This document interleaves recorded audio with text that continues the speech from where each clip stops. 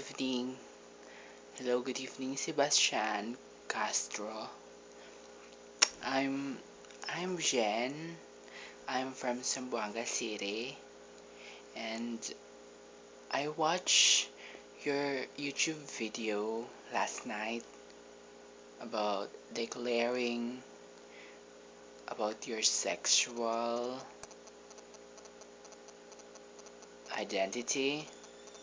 Yes, I just want you to know that I'm very, very proud of you for being honest to yourself, first of all, honest to God, and also honest to your feelings. Because for me, being a gay, it's not a sin, or even it's not an illness, it's not a virus. Because for me, being a gay is being who you are. You know, I'm very, very proud of you kasi natutunan mong magtapat sa publiko kung ano ka talaga, kung ano ang meron ka. Kasi doon naman talaga natin yun malalaman kung gaano tayo ka responsible sa sarili natin eh. For me, hindi naman talaga siguro tanggap na tanggap pa dito sa mundo sa pilipunang ginagalawan natin ng pagiging bakla. But for me, being bakla is being a man. Kasi pinapakita mo lang na totoo ka sa sarili mo. May mga iba kasing lalaki na nagpapalalaki lang, pero ang totoo, hindi naman pala talaga. Kaya, kahit ano pang sabihin ng iba, kutsain ka man ng iba, ang importante ay naging totoo ka naman sa sarili mo. At ang importante ay wala kang tinatapakan na tao. Kasi, masakit din kasi sa isip minsan yung mga taong sumusuporta sa'yo mismo, sila pa yung tumatapak sa'yo nung nalaman na kung ano ka talaga, di ba? Katulad ko din kasi yan eh. Ang mga parents ko hindi naman masyado strict sa akin kasi mula nung pagkabata ko alam nila kung ano ako. But when I go older and I reach this kind of age, they just ask me kung kontento na ba ako sa kung ano ako, pagiging bakla ako. Then I tell them that yes, this is me. Wala na sigurong pag-asa na pwede pa itong mapalitan, kasi kung pwede siguro papalitan ko na eh.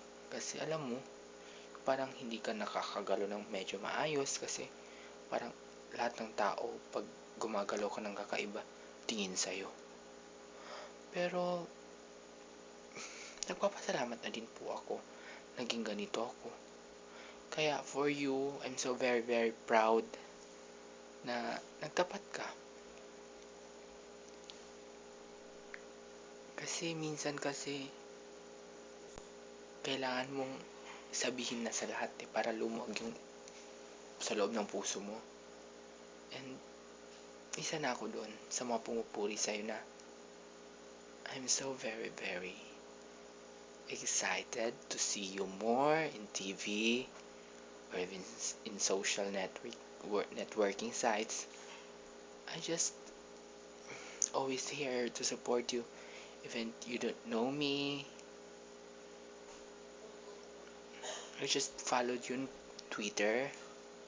I always tweeting you. But even you don't tweet me back, I understand because yun pala. Kaya ito na masasabi ko. pagpatuloy mo lang kung anong ginagawa mo hanggat wala kang tinatapakan na tao. Hanapin mo kung saan ka masaya. Hanapin mo yung mga taong magpapasaya sa'yo. Dahil sa bawat halakhak natin, sa bawat kislap ng ating mata, sa bawat galaw natin, hindi natin masasabing, isa ako sa mga yan. Pero pag sinabing bakla ka, I am proud for being me, for being bakla. Kaya, saludo ako sa'yo. And, good night. At congratulations sa ginawa mong video about that bubble. Oh my gosh, it was so great. You're so awesome there. You're so very, very adorable. Awesome. Perfect. At about sa video, I give you an A for effort kasi you did it well. Ang gwapo nung kakambal mo. Promise. Thank you. And kung maririnig mo man to, or kung makikita mo man to, salamat sa pagbigay mo ng oras kasi I just made this just to realize all of the people there who can watch this video na hindi hadang ang pagiging gwapo, pagiging pangit para sabihin mong bakla ako. Dahil yan yung pagkatao natin. Yan tayo.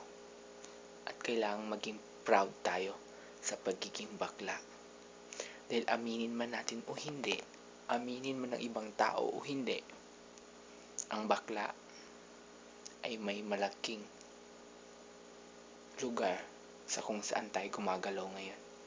Good night, Sebastian, and thank you.